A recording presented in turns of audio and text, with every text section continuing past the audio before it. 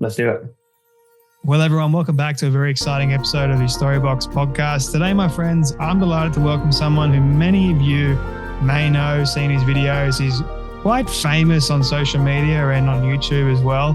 He's quite funny as well. He's pretty cool. His name is Gabriel Conte. Now, for those of you that somehow don't know who he has been able to create a life that others would somewhat dream of. He's married to the love of his life, Jess. Many of you would have seen the wedding. It garnered like 19 million views. I mean, I've got to ask you later on, man, like what's it like having your wedding being so public for the world to see?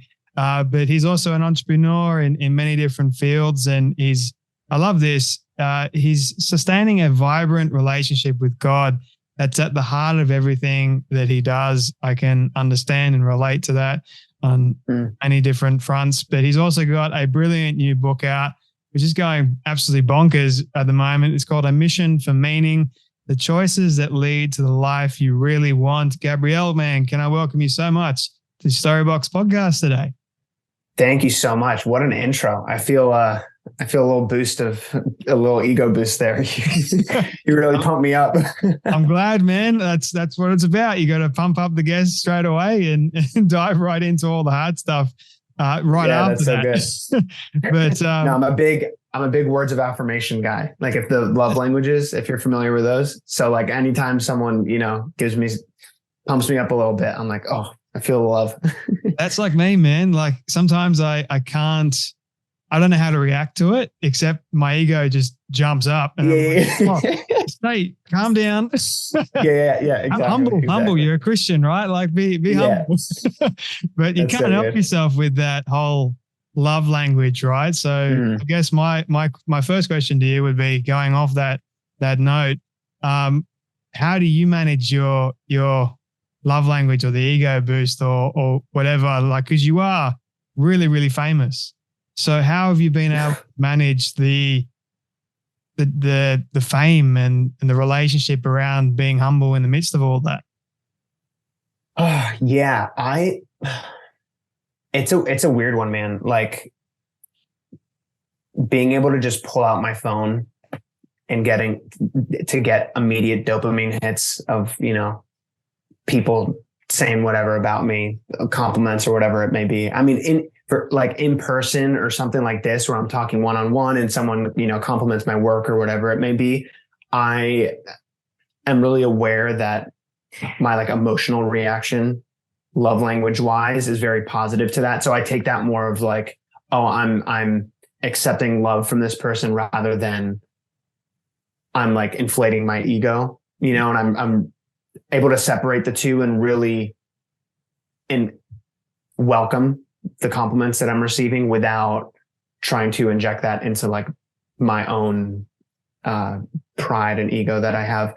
But yeah, over the years, it's definitely been a tough one to manage, because those types of things, you don't even realize that it's happening while it's happening. And for me, it never, whenever pride really started to swell up inside my heart, I guess that never really, I guess, manifested itself in an external way where like other people would say that guy's super prideful, but it really had an impact on my identity. And that's one thing I was really, I kind of had to reflect on and learn about myself recently. There was a point in time where I was just thinking about my life, my career, everything that Jess and I have built and all that stuff. And I was really sitting there thinking like, is my identity too attached to this thing? And if this were to go, if, social media were to, I don't know, no longer exist for whatever reason, and my career's out the window, would I actually be okay? Like, would my heart be okay? Would my mind be okay? And I had to have like a really serious debate with myself in my head. And the answer I came to was actually no. Like I was like, no, I would actually not be okay. Like I have a lot of my identity tied to what my career is and everything that we built and stuff. So from there, I really, for many years, most of what I did day to day was centered around my work. Yeah. And I really had to learn new hobbies and take on new hobbies, learn new things, take on new interests that started to, and this is even outside of my faith, just like practically just implement things that were practical things outside of social media, entertainment, career stuff that could really separate myself and separate other pieces of my heart and of my mind to things that were more like, I'm doing this because I love it and it's part of who I am, rather than like the success and I need to have this, career, this many dollars or whatever it may be. So that was one thing. And I got a few, I think 2 or so years ago, I really got into Formula One, and that's been a really cool hobby. Well, I guess the hobby part of it for me is that I go-karting a lot, but it's interest. And then the hobbies like going go-karting with buddies and stuff like that. And just those sorts of things, really making sure that on the weekends, on Saturdays, I don't work. On Sundays, I mostly don't work. Will sometimes prepare for the week in the evening and filling up my Saturday with different hobbies, whether I'm meeting with friends, playing sports, and really creating an environment that detaches me from that sort of identity that I kind of was clinging onto. So that's my very long-winded answer of how I deal with the public figure, Gabriel Conte, part of me. There's a lot in there that you mentioned. So we got the whole idea of identity wrapped around the career that you've created for yourself, mixed in with success. Also, I normally ask people at the very start, what does success look like for them? But you mentioned something that is far more important, which is towards identity, which also gives us a sense of meaning and purpose and helps us about with our daily life and what we're actually doing in our career. And my audience knows that I talk about distinguishing between I am versus I do and how that relates to purpose. So I think you having an open, honest conversation and debate with yourself about, okay, well, if this was all to go away tomorrow, would I still be worth something? Would I be okay? What would that look like? And you saying, no, I wouldn't be okay. So now what have I got to do in order to make me be okay with this actual reality? And I think a lot of people might not be willing to be open and honest with that kind of thing, because if they've spent many, many years of hard labor and toil, which I'm sure you have, and what you talk about in your book of trying to build this life that you've always dreamed of, and then all of a sudden it just goes like that, it kind of feels like, well, what was the point of all that? You know what I mean? Yeah. Like, was that part of your conversation that you're having with yourself? Yeah, no, I mean, it definitely was. And I have gotten to, I guess, a place now where I'm becoming very okay with failure and very open to failing. Because I don't know, I guess where I've gotten to now that we are in the public eye, it's, in a sense, it's much more risky for me to just try something new, because it's not just like a failure, it's a public failure and people see it, and it's happened before. And that is what keeps me from like doing the next thing or whatever it may be. But to go back to what you were saying, like if I were to have like grown this whole thing and then, some sort of failure happens or whatever, and it all goes away. Like realizing that there's still purpose behind what I learned, like in within the failure, and what I can apply to the future because of the failure and all those things. Like even now, something I'm going through, I've been like wrestling with in my head, even just this past week, is I'm like learning a lot now and thinking a lot of how to kind of take my career to like the next level and what that's going to look like going into 2023. And I'm doing a lot of learning right now. And within that learning, I'm like, oh my goodness, if I only learned this 4 years ago and started applying this earlier, And I'm like, I probably wasn't ready for it anyway. Yeah. I wouldn't have been able to handle it. Like there's a bunch of different, like I had to go through what I went through. And I had to go through, starting some companies that I had to eventually close down and, whatever it may be, to then get to the point where I am now and have this, I guess, fresh outlook in this lens that recognizes what happened in the past and know how to apply it and reapply myself in the future. Yeah. What does success look like for you today? Today, I talk about it in my book where success, I can't remember the exact, definition that I use, but really success is achieving the goals that you set for yourself. Because in today's day and age, when people say success, it's like, oh, financial success or, career success or whatever it may be. But, that's not always the case. And sometimes success in that area might be a failure in the rest of your life because your marriage may fail and your family life may be a mess. Excuse me. So the way I look at success is achieving the goals that you set for yourself, whatever they may be. So, for me, success looks like being the best husband I can be to my wife, the best father to my kids. Even, career success is part of it, but it's not all of it. You know what I mean? And then really maintaining a solid relationship with God.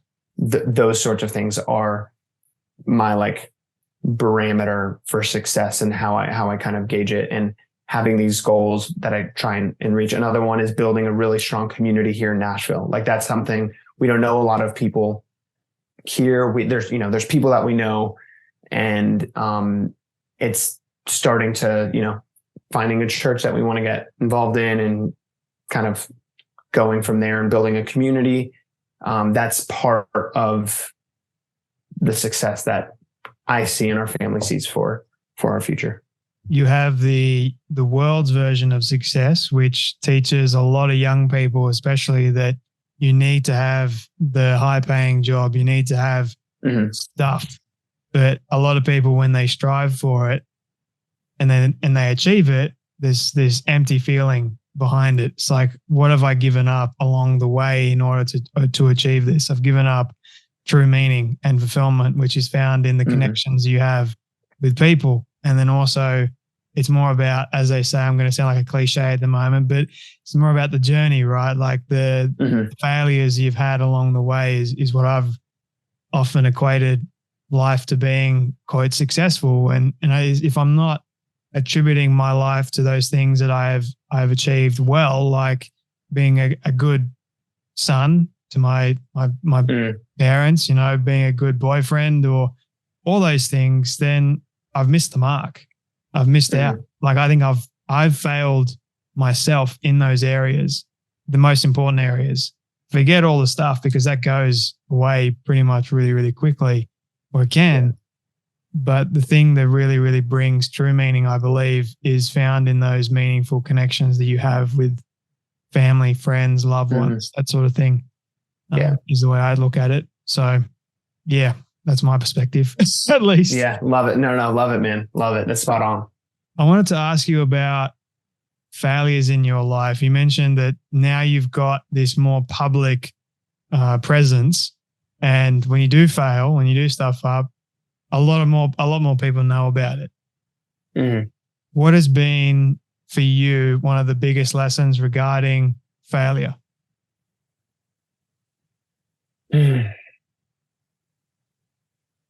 Really, it's as painful as it may be. Failure sets you up for success. And if you're not willing to experience the failure, because failing something sucks and it hurts and it can be painful, but you need to be willing to do that to get to the other side and then be even better than you were before. And you're going to learn, there's so much that you're going to learn through failure. So even I do talk about it in the book, but at the beginning or end of last year, when we found out that Jess was pregnant and that we were going to have our first kid, I knew it was within the 2-3 weeks after getting the news, I was, looking at my whole life because I knew a lot of it was going to change. And I recognized like I need to operate differently than I'm operating now, or else I'm going to be a bad dad. Yeah. And that had to kind of essentially lead me to willingly fail at a list of different things to scale back so that I could be more present and be more focused with my family and my wife and my daughter when the time came. And I just had to make decisions on different projects that I had that I needed to stop working on, putting a pause on some things that maybe I'll come back to them, but for right now I just had to shelf them. And there's quite a few things that I just kind of had to either hit the stop or pause button and just like literally fail make myself fail, like give myself an F, and that was like a crazy experience but what was funny is there was so much knowing the like stress that I had because of those things. And then like an even greater sense of stress trying to figure out what to do with those things and recognizing that I had to give myself a failing grade on those things. As soon as I did that, it was a relief. And I was like, okay, now I can start fresh. I have this, like the slate is clean. And I've learned a lot from the experiences from all of these things. Now, new chapter. How do I apply myself and move forward?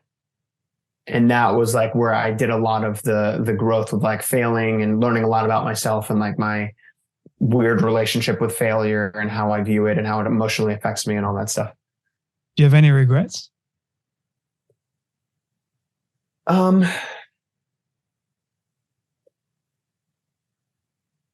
That's a good question. No, from the perspective of like my faith, knowing that personally, I know I was put through those things because I needed to learn from them. Yeah.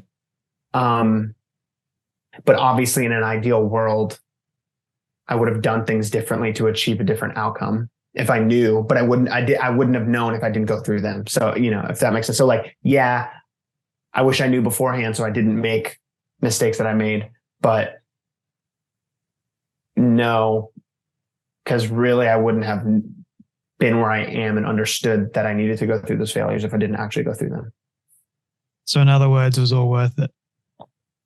Yeah, man. I think looking at life through kind of a lens of gratitude, even for the failures, is much more healthy than, reflecting negatively on things and wishing things turned out differently, That's a good point, man.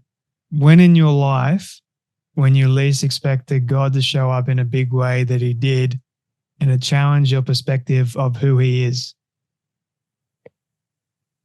When I was struggling with depression. There's three times specifically in my life where I gotten to a point where I was like, I'm depressed and I need to, work my way out of this hole. It was, when was it? It was the end of 2018, I think, was the first time. Into the beginning of 2019 was my first time. That was a whole crazy thing that I was trying to like deal with because I didn't know what was happening at the beginning. And I was like, oh, am I depressed? And it happened again.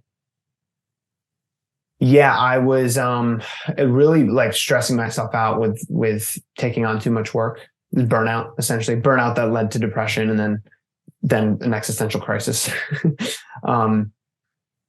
But yeah, and then the next time I dealt with it was probably like a year later. I forget the exact time, somewhere probably in like 2020, end of 2019, 2020-ish. And then at the end, almost a year ago, at the end of 2021, that was, I recognized from the previous ones that I was adding things to my plate work-wise that were not meaningful to me. And I was doing them because they could probably get me further in my career, which is not bad, just was affecting me. Then fast forward, get the news we're going to have a baby, going through all of these like decisions again. I've slowly added more to my plate of things that were meaningful, but I added back on too many things.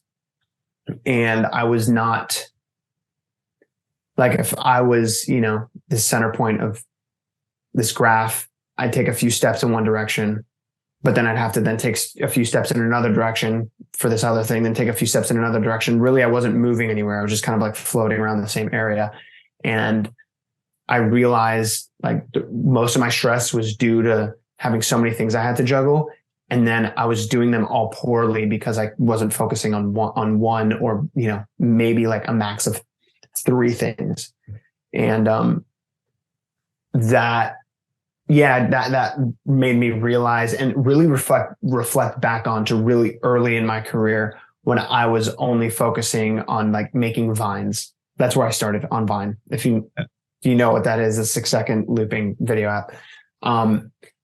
And at that point, like I was really happy with what I was doing. I was really just like hyper focused on this one, like that, with like making YouTube videos and, doing Instagram. Then it was just pictures, but like I was just focused on like the social media thing and growing that. And when I reflect back on that, I reflect on like a lot of like the really good memories I have there and how motivated I was, and realize like, oh wow, I did have like a really singular focus on this during that season, which was like growing the following to then, be able to expand my career beyond it. But reflecting on those times gave me like a clear view of what I need to do now, and not just try and start a new business or start a new project or whatever it may be. And this year has been like the year of finishing, closing, or pausing projects, to then kind of like get a clean slate so I can refocus. So I don't even know I forget what your question was, but that I think I answered it. In a roundabout way, you did. So how did, in all of that, as you're going through that stage of burnout, which led to depression, how did God show up for you in that stage? Yeah, he,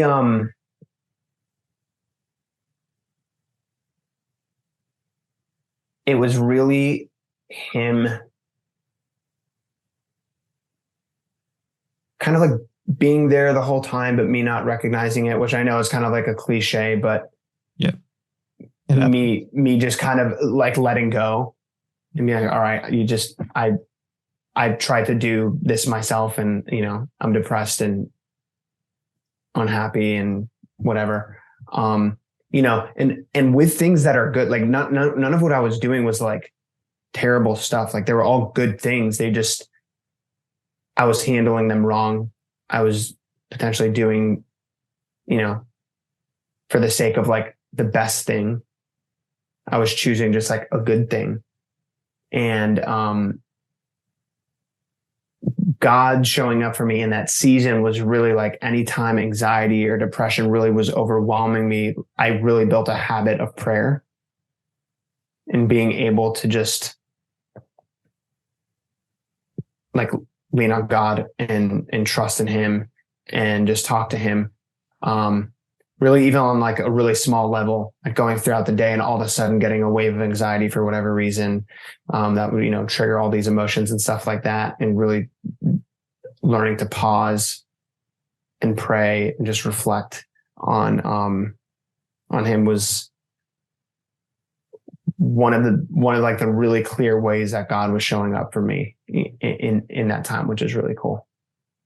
And, I guess like God showing up is like a weird way of saying it, because he really was always there. It was me kind of like, just like turning towards him and recognizing him. One of my favorite poems is Footprints in the Sand. I don't know if you've heard of that one, but it's talking about when you are going through your worst possible situation, even though you choose not to see it, God's actually carrying you through it. Mm-hmm. And we can blame him and ridicule him. And that's what I did in 2019, man, when I went through my crisis. And Mm-hmm. it was a really, really rough year for me. And then I blamed God for everything I'd been through in my life. And then at the end of it, he showed up for me and said, look, you chose not to see me, but I was carrying you through all of this. And I protected you through this. And I brought you to where you need to be. May not exactly be where you want to be, but it's exactly where you need to be right now, so that I can show you exactly all the things that I have planned for you, your purpose, your identity, all these things. And out of that, this was born, and so many other great things were born as a result. So it all counts for something, is what I'm saying. Mm-hmm. And it counts more when God's in the picture. When you choose to actually say, okay, God, what are you trying to show me here, instead of why is this happening to me? I think flipping that perspective is a crucial thing. And to be honest, man, it's hard to do that. Like I think I'm sounding like it's really, really easy because you've been through it. But yeah, no, it's difficult. In the actual moment, being able to say, okay, what is it? Being able to compartmentalize everything. Did you feel a ton of pressure on your shoulders with all those things going on? Yeah. Yeah. And you know, a lot of it was self-inflicted. Yeah. But I don't know, I have a really high standard for myself. Same. And once it got to the point where there were so many things that like responsibilities that I gave myself work-wise, and not being able to execute them at the potential or at the level that I wanted to, I would get really down on myself, feeling like I was letting people down. And really, like, my version of letting people down was being like not executing as well as I want myself to be executing. Yeah. And like their expectation of me being less than I want it to be. So that's where the pressure lied mostly. But it wasn't like fully an external pressure. A lot of it was definitely in my head, and kind of learning to deal with that and understanding that. And, you know, as soon as I would, you know, was telling whoever it may be that was working on a project with me or whatever, once I'd like let them know, like, hey, I'm got to put this on pause. I'm prioritizing different things right now. My wife is pregnant. I'm focusing on my family right now. It was really only met with like positive feedback, you know, so there wasn't that much negative pressure or whatever it may be. It was all in my head. And like a lot of like the failure even was in my head, because I didn't necessarily like fail with all these people I was working with. I was just like stopping, but they were failures to me because they didn't, like, you know, live the life that these projects didn't live the life that I wanted them to. So I like inflicted the like failure onto myself. But yeah, I think that answered your question. I keep going on these roundabout loops of explaining something, but anyway. Have you seen the movie Chicken Run? Yes. Yeah. The old animated one, right? The old animated one, when the guy says, it's all in my head. It's all in my head. Yeah. It just reminded me of that, man. It's so That's true, so especially as guys that are high achievers. It's like we put so much more pressure on ourselves to achieve things. And it's like, well, why do we do that?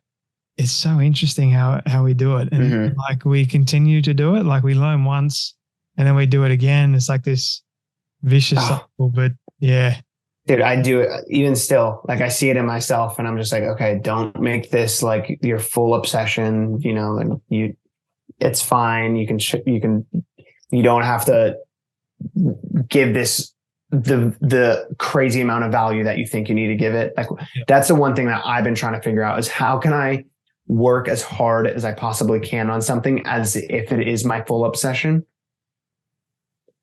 I guess like during work hours, really apply myself in that, crazy way where I am very efficient and I'm working really hard and building something, but I'm able to like flip that switch off to where it's not my like life obsession. It's the only thing I care about. And kind of like what we kind of talked about at the beginning with like separating your identity from the thing itself. Yeah. Do you think your childhood and how you grew up, how did you grow up, by the way? Did you think that sort of led you to this kind of personality trait, you reckon? Yeah. I mean, part of it, I think a lot of it's kind of like genetically handed down a bit. I actually do in the book, I talk a lot about the history of my family and on my dad's side in Cuba, like my grandparents were very, very wealthy. Wow. And like, I think it was my I forget where it was, either my great grandpa or my great great grandpa, but he had like successful to the point where his name was what the baseball stadium in Havana was named after. Whoa. Like Rafael Conte was, like that level. And baseball was everything in Cuba, during that time. But then my grandparents fled, landed in New Jersey with like nothing, and then, but like knowing my history and knowing that like that was, there's like drive and ambition and entrepreneurship and all of that during that period of like my lineage, I guess, and seeing it kind of rebirth. And my grandpa ended up being the first mayor of Key Biscayne down in Florida after they moved to Miami. It's one of the keys that are off the coast of Florida.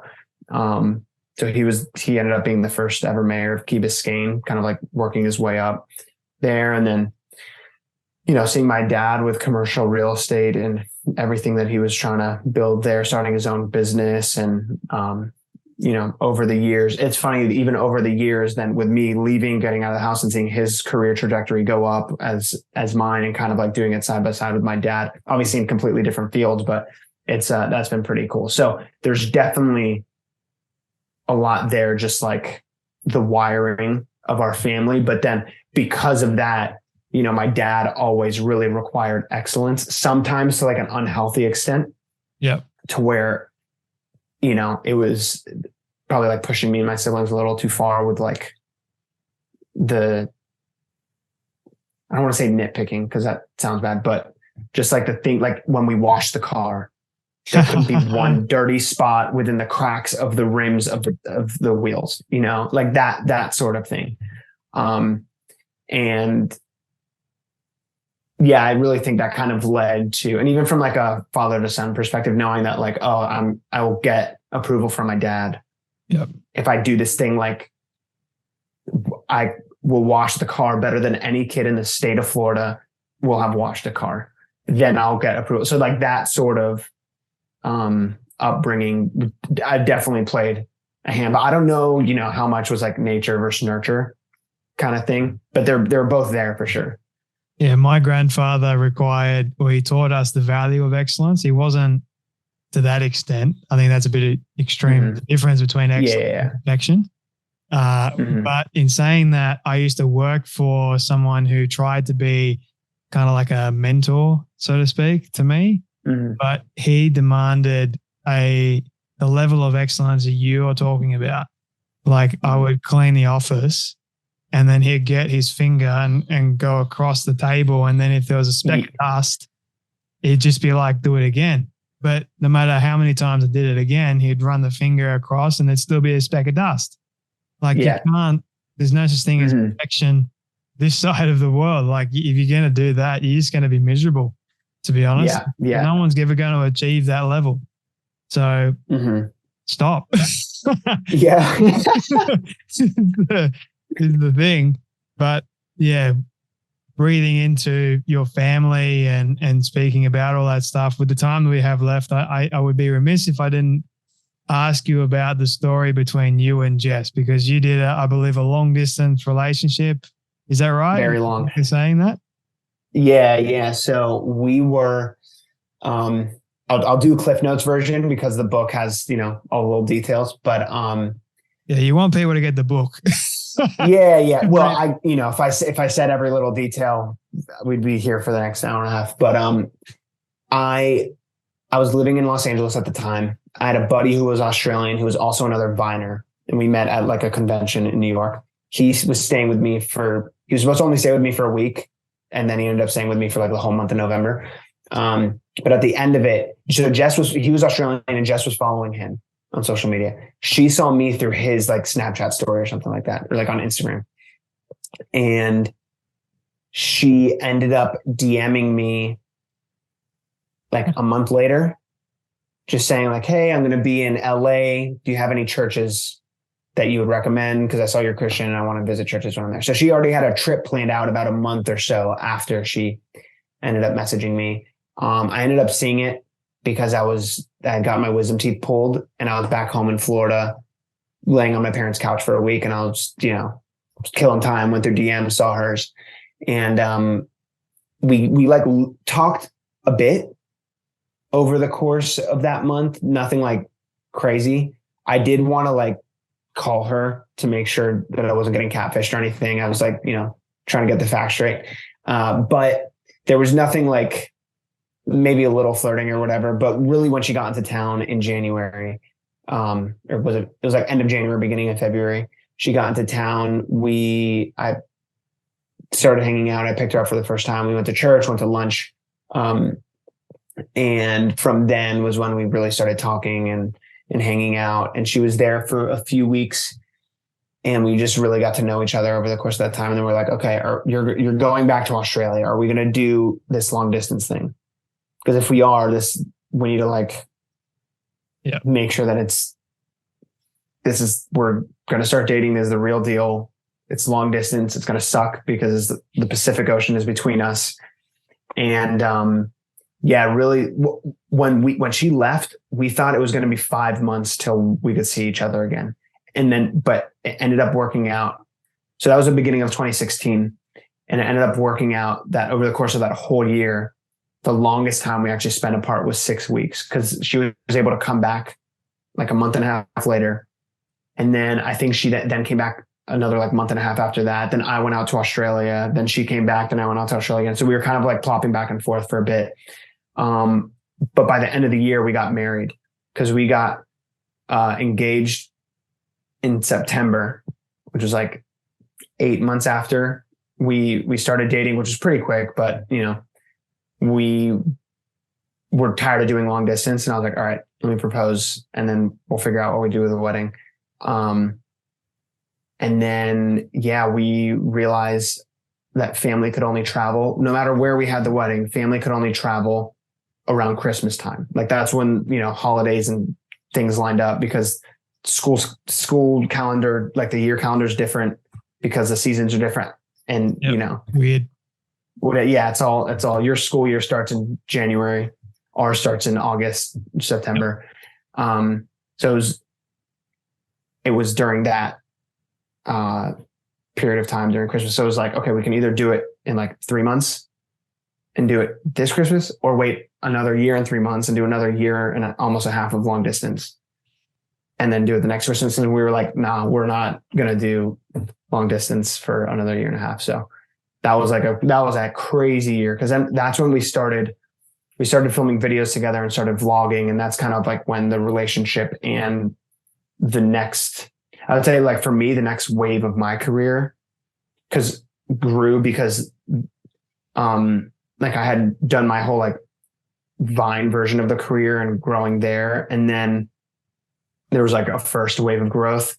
And then the second wave of growth was when we started vlogging together on YouTube, and it was like a whole new audience, a whole new like crazy rapid expansion of our career and everything. So it was pretty cool to do it alongside Jess as well.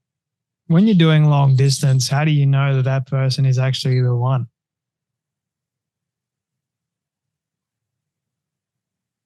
Honestly, I feel like it's kind of easier to know because it's a lot easier to break up when you're long distance because like, this is too hard. It really tests your trust with each other, which I'm sure you are aware of. And for us specifically, it was interesting because we only had time to talk in the morning and at night for both of us. Yeah. So like I'd wake up, be able to like text her or call her for a little bit in the morning. Then she'd go to sleep. I'd go through my whole day. Then I'd talk to her a little bit at night. I'd go to sleep and then she'd go through her whole day. So there were like, it wasn't like a continual checking up throughout the day and knowing what each other are doing. So there had to be trust. Like while I'm asleep here in the US, I have to trust that you are being, faithful and trustworthy with your activities and your time on the other side of the world. So that was like a big thing. And as that trust was really built, that really set up a solid foundation for us to really know, if we could trust each other on opposite sides of the world for a year, we knew that we would be able to trust each other when we're living, under the same roof together. Don't recommend long distance relationships at all, but in saying that, it is like the time that you do get to spend with that person is just unreal. It's just so valuable.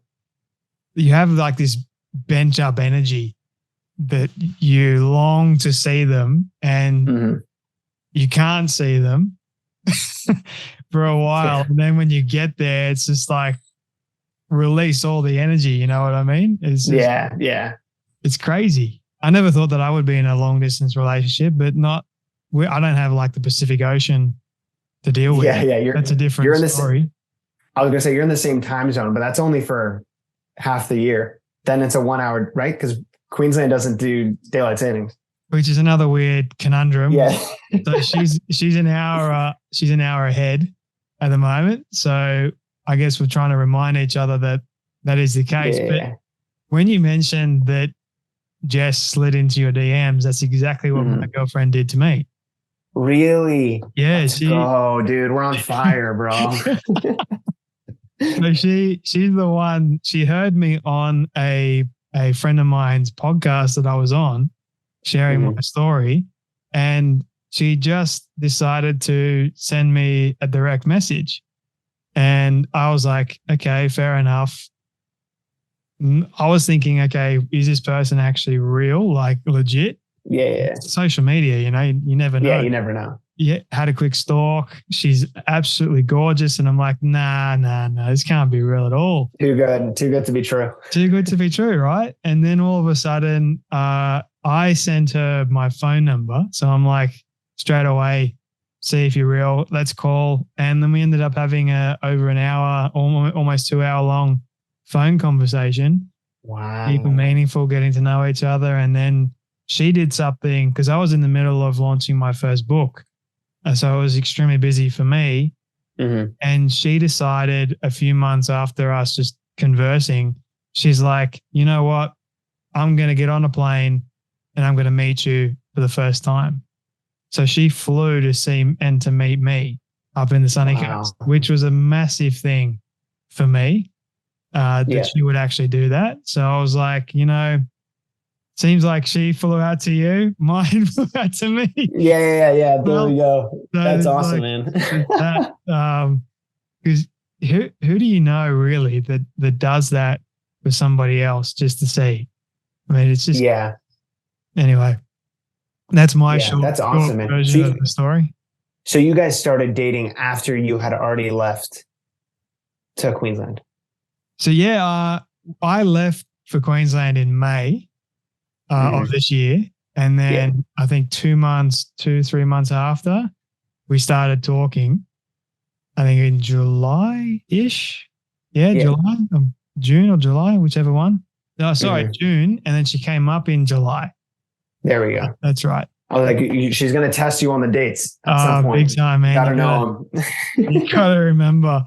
And then we officially started dating, I think, end of July, early August, I believe it was.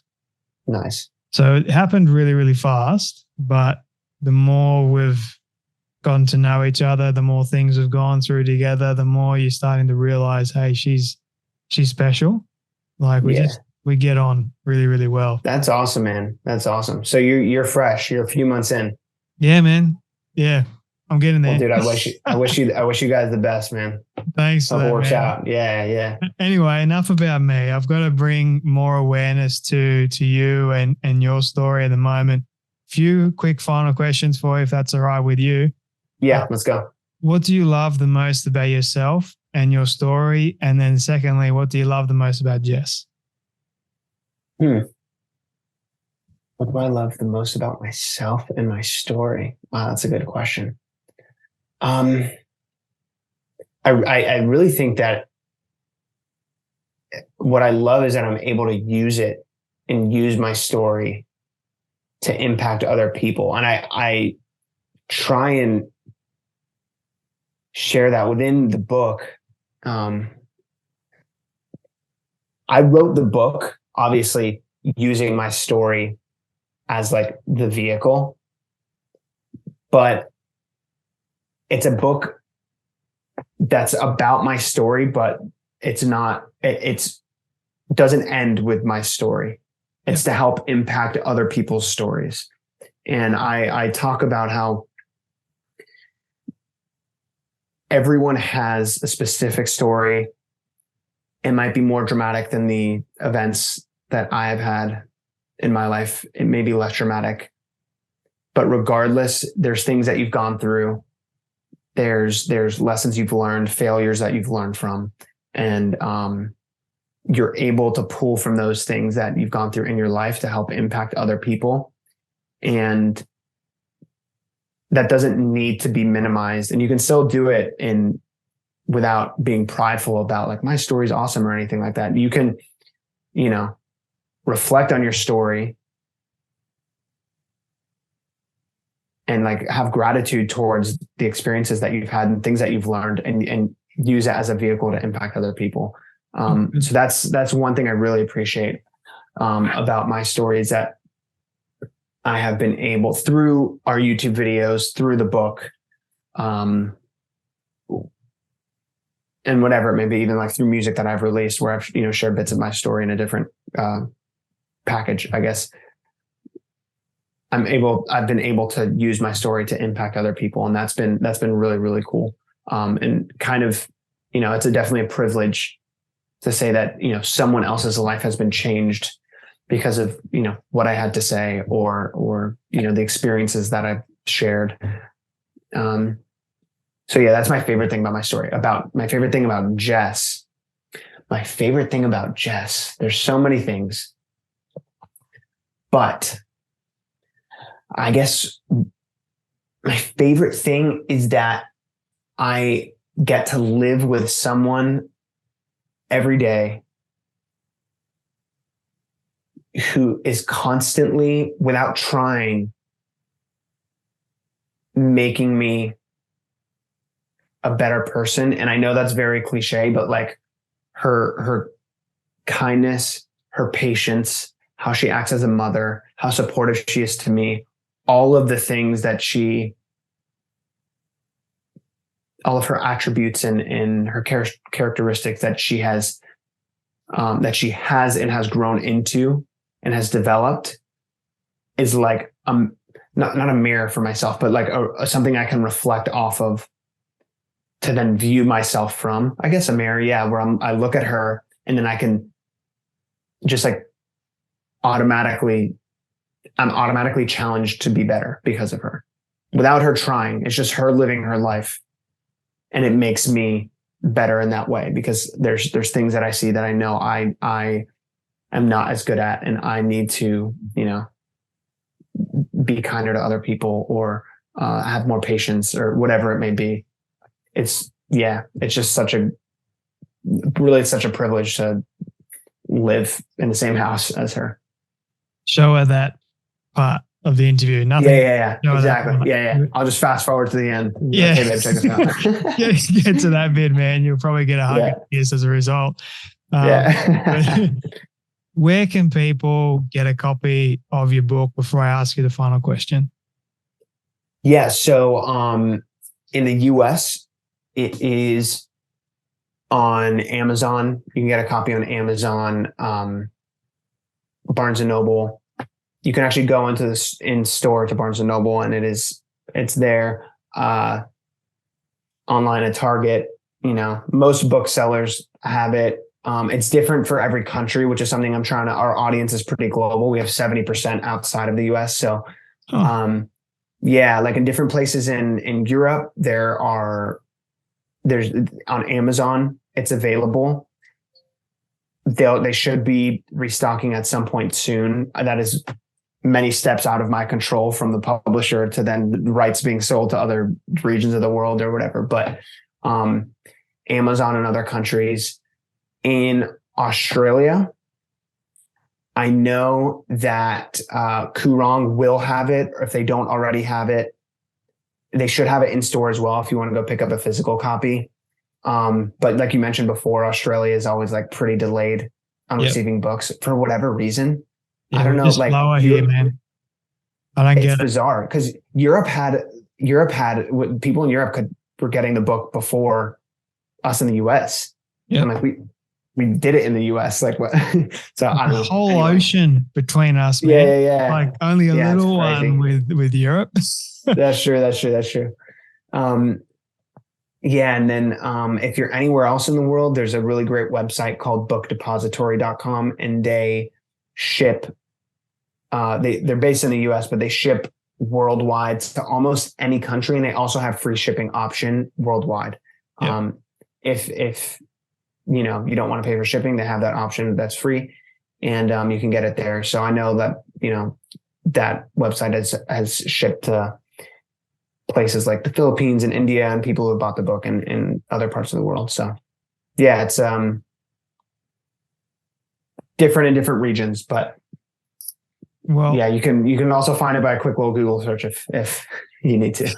It's not hard to find. Just type in your name. It will definitely come up. Yeah. That. Also in Australia, Booktopia has it. Booktopia is great. I know. So there's a Kurong not far from my house. I might go actually check it out today, and I might see if it's in there. See if they've got it. See if it's arrived yet. Yeah. But I'll definitely make sure everyone knows where to get a copy of the book. Links will be perfect in the show notes. But my final question for you, Gabriella, this is my all-time favorite question.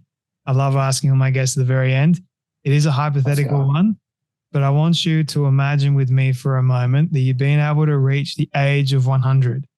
All your friends and family have decided to put together a film for you of everything you've ever said and everything you've ever done. Don't ask me how in the world they got it all. We'll call it magic for the sake of argument. But they've been able to get it and show it to you on your 100th birthday. What do you want that film to say and to show about your life?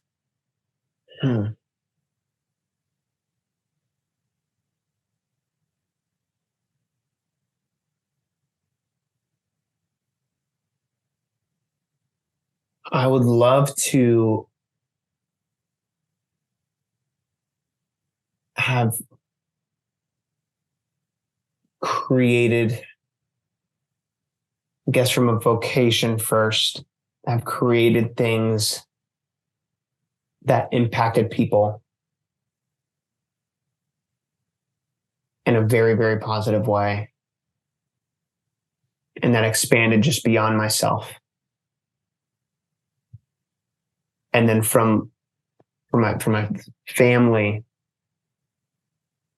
being able to look back at, if I hit 100, potentially 3 generations below me of godly offspring who are carrying the mission of our family forward in a way that I couldn't have done myself. It's a good send-off message for people. Thank you, brother. Appreciate it, man. That's a good question. That gets the wheel spinning up here. Left the best till last. I like making people think right at the very end. Yeah. Good. Love it. But thank you so much for your time today, man, your wisdom, your advice, and definitely your story, and for joining me today on the Storybox podcast. Thank you, bro. Appreciate it, man.